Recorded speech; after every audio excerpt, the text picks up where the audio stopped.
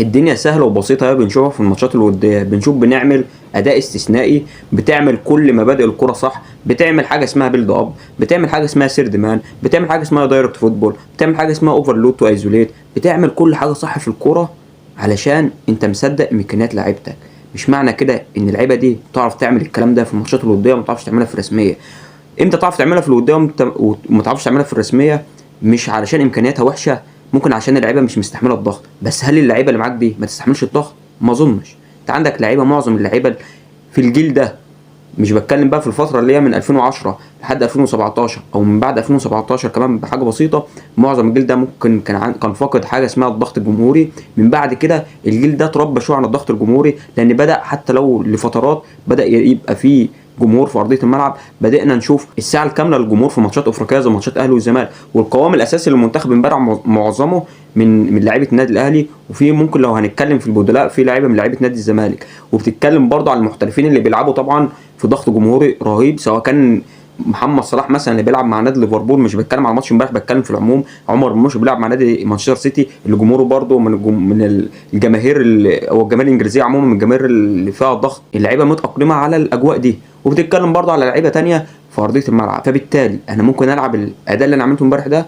ضد اسبانيا في اسبانيا، ممكن العبه في بطولات مجمعه زي افريقيا اللي فاتت، اللي انا كنت ببالغ في الدفاع وببالغ في ان انا مش مصدق امكانيات لعيبتي والكره معايا. عملتها في ماتش السعوديه، وان شاء الله ممكن اعملها في ماتش اسبانيا، وعملتها في ماتش نيجيريا في الثالث والرابع، حتى لو خسرنا في الاخر ضربات جزاء، بس كنا بنأدي كوره وكنا بنوصل في الاخر. وبتبقى انت بتعمل حاجه اسمها ريست ديفense، الدفاع المتبقي، الدفاع الاحتياطي اللي بيأمن لك لما بتعمل حاجه اسمها الكاونتر اتاك او بتعمل هجمات مرتده عليه. فيا كابتن حسام، انا بقى مش هشرح اقول لك انت عملت ايه في ماتش السعوديه، لانه ظاهر للكل خالص. وماشي ان هيرفي رينار بالغ شويه، او ممكن بيجرب ان هو بيلعب بهاي بلوك، بيلعب الدفاع متقدم، ففي مساحات فاضيه ما بين خط الدفاع وما بين حارس المرمى، بيضغط بمان تو مان، ما بيضغطش بسالب واحد، ما بيديش زياده عدديه في الخط الخلفي اللي هو بيبقى فيه نسبه الخطوره اكتر.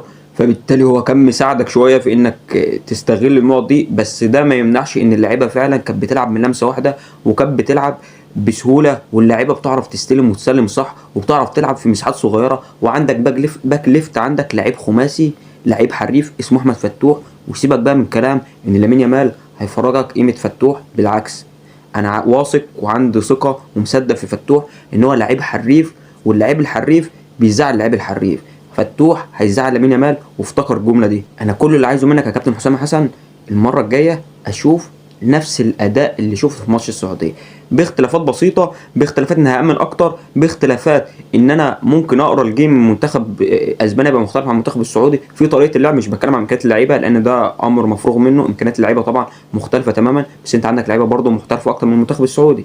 فبالتالي انت ممكن تواجه منتخب اسبانيا بطريقه اشيك من المنتخب السعودي ممكن يلعب قدام منتخب اسبانيا، او اي منتخب قدام منتخب اسباني. سيبك من المنتخب الاسباني هو التصنيف الاول في العالم، سيبك من الشعارات اللي تخوفك وتخليك تلعب الماتش خايف، وبتبقى رد فعل معظم الماتش انت بتلعب ماتش ودي وعامل اداء كويس وعامل نتيجه كويسه قدام السعوديه. فالعب ماتش قدام ماتش اسبانيا وقدم حاجه مختلفه، حسسنا انك هتغير من رتم الماتش، حسسنا انك مصدق امكانيات لعيبتك، حسسنا ان احنا هنشوف امام عاشور الكره في رجله وهو بيلعب كوره تغيير ملعب، وبتعمل اوفرلود في منطقه، وانت مصدق ان اللعيبه بتعرف تعمل اوفرلود ببساط سريعه في مساحات صغيره، وتعمل بعد كده تغيير الملعب عشان تبقى توصل للاوفرلود تو ايزوليت، وتوصل اللاعب امكانياته مختلفه يعرف يروح واحد على واحد. زيزو عملها في الشوط الاول. لو كان هيثم حسن من وجهه نظري، رغم ان زيزو كان متالق جدا، هيثم حسن لاعب وينجر عكسي، او لاعب بيلعب برجله العكسيه ناحيه شمال، ناحيه اليمين وبيلعب برجله الشمال، ولاعب في الواحد على واحد ملوش حل، فوتورك عنده رهيب، لاعب بيعرف يرقص اي حد، ولما يكون واحد على واحد وسريع فهيروح لك، هتلاقيه في انفرادات كتيره جدا. قيس على كده برضه لو اللاعب ده محمد صلاح.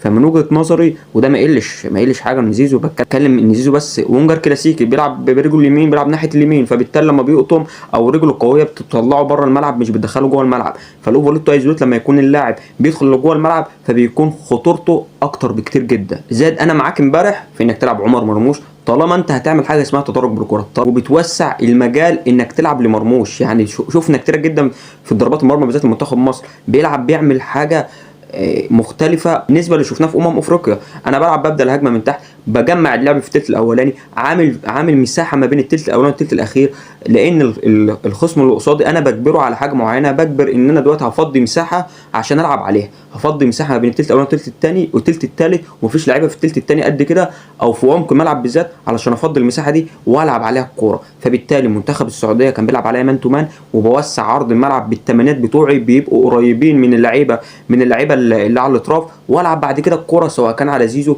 سواء كان على مرموش، سواء كان هنا على اسلام عيسى. لكن لو انا هلعب الكره الطوليه دايما وبالراس، مش بلعبها كره بالونيه تبقى الكره في استحواذ المدافع اللي هو طول القامه اكتر، لا انا بلعبها بمقدار ان الكره رايحه على راس مرموش او في صدر مرموش، فبيعرف يستلمها بقوته، مش بلعبها طويله وبقول لعمر مرموش يلا وريني الكره البالونه، خش احتكاك مع المدافع اللي بيكون طبعا اطول وبيكون اقوى والكره في حوزته اكتر. ولما الكره تتلعب مش من ضربه المرمى، فانا بنزل مرموش اللي هو يجي ينزل يسحب معاه المدافع اللي معاه، اللي طبعا هيبقى صعب ينزل مع مرموش عشان ما يفضيش المساحه دي، فبالتالي مرموش بيبقى فاضي فبتتلعب عليه، فبيبقى زياده في وسط الملعب 4-3. لو الخصم بيلعب ب3 وسط ملعب مش بيلعب ب2، لو بيلعب ب3 فانا هبقى 4-3، فبالتالي مرموش ممكن يدرج له الكره ويوصل للخصم.